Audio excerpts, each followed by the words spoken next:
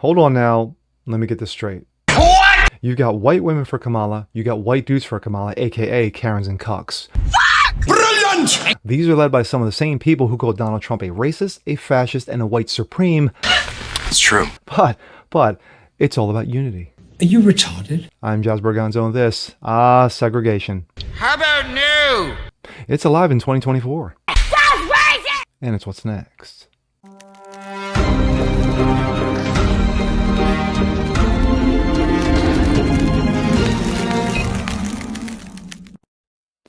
What's up, ladies and gentlemen? Jazz Berganzo, what's next? Your daily dose, common sense, facts, and salt. Hope you guys are feeling good today on this Tuesday. Well, there's been something going around that's been trending. And for most people looking the outside in, they would think it's strange. They would think it's weird. They would think, why? Why does this need to happen? What I'm talking about is a thing called white dudes for Kamala and white women for Kamala. Notice the key words, white. But weren't we supposed to be about unity? Remember Biden standing on the podium, after the election, the most ethical election of all time, that we're supposed to be unity. We're a great melting pot, Bring us your poor, your tired, your restless. Exactly. We were supposed to be, we're all colors, all races, all ethnicities, just men and women. We are a melting pot. Well, if you've been asleep for the last, few weeks, you might have missed something. Because it's not about, policy. It's not about how to make the country better. It's not about infrastructure. It's not about borders. It's not about the economy. It's not about your job. It's all about identity politics. And the Democrats are going to milk it for everything they've got. And this comes from the New York Post. I was going to make this into one story, but I think I'm going to break this up into two videos, only because of the length of this article. And of course, this is written by Kirsten Fleming. Celeb white women for Kamala is cringe city. Yes, there's Pete Butt Plugs. We'll get to him in a little bit. Just when I thought the radicalized madness of 2020 was floating away, that it had been destroyed by reason and sanity, it's back, on Zoom no less. The medium of choice for crazy COVID era. Remember that? Everyone had the coof and everybody was on Zoom. The good days. With a woman of color on the Democrat ticket, no surprise, progressives has fallen back on their worst instincts, performative allyship and racial essentialism, politics by segregation.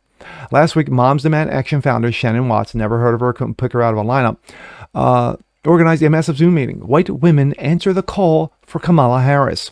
On the call, which drew over supposedly 200,000 participants, reportedly raised $2 million, had been dubbed the largest Zoom in history. Watts declared with great humility, of course, "White women, we have 100 days to save the world. Yes, from Orange Man bad." I thought white saviors were bad. Hey, on the plus side, the left suddenly knows what a woman is again. Yes, how convenient, right? Excuse me. Arthur Glennon Doyle lectured. The singer Pink was there. The White Lotus actress Connie Britton spoke, jokingly calling herself and others Karens for Kamala. No, it's not a joke. It fits perfectly. In other words, gazillionaires elites with luxury of telling other women, ones who may be worried about paying their grocery bills, that they should see their personal interests in favor of intersectionality. This was put out to answer the call. Yes, you white women, answer the call for Kamala. And of course, these are just some of the participants.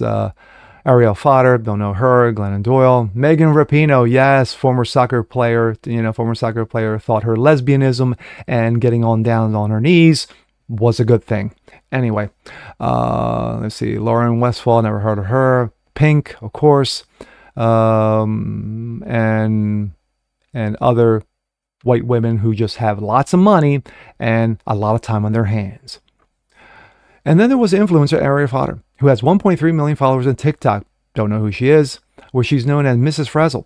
She speaks like a mid-level marketing mama on the verge of being invited to an annual conference in Cabo, if only she can enlist 5 more eager wine moms to her for her vitamin selling team.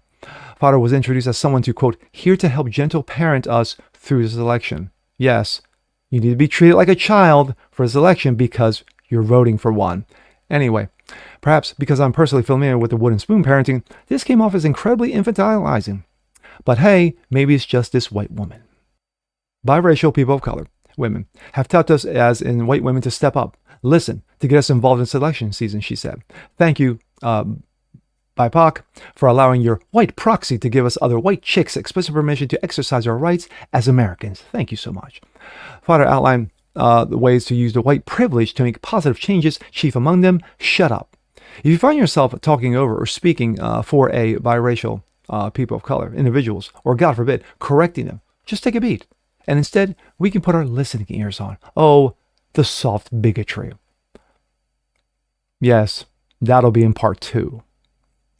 Politics by strictly infinity groups are not only the height of cringe, regressive, and reductive, it's also clearly the K-Hive plan, as members are organized, I know what that is, organizing Zoom pep rallies by ethnicities and gender. There's also White Dudes for Harris on Monday night, which comes with beat butt plugs and a trucker cap merch. There are grassroots calls for South Asians, Latina women. Oh, I'm sorry, what is it, Latina or is it Latinx? I'm not sure. Are we still using that term? I don't know. Black men. While it's not out to realm to campaign to specific demographics, the spirit is about building a coalition. Yes, by keeping them separate. In this version, we all find the neat little boxes that correspond with our immutable characteristics. What happened to the rugged individualism? What happened to thinking for yourself, freedom of thought, critical thinking, being that individual, free from the boxes you check on a census form? The liberal women I grew up with made fun of Stepford wives, only to become even more bizarre version of them. Bots programmed to speak with therapeutic language while performing guilt rituals in the name of virtue.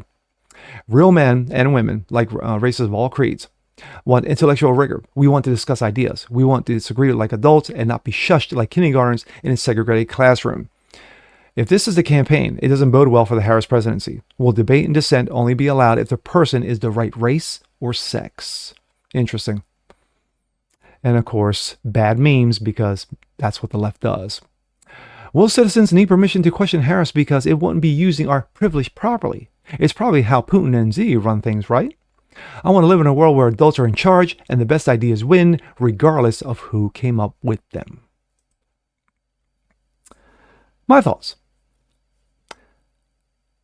This is cringe. Absolute. There's no ifs, ands, or buts about it.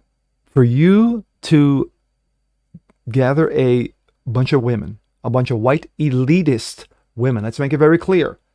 There's not one woman on that panel that I just showed you who was working 40, 50 hours a week, feeding her kids, making sure, that her husband's fed after her husband is working 60 hours to make sure that they have a house, car, and medical benefits.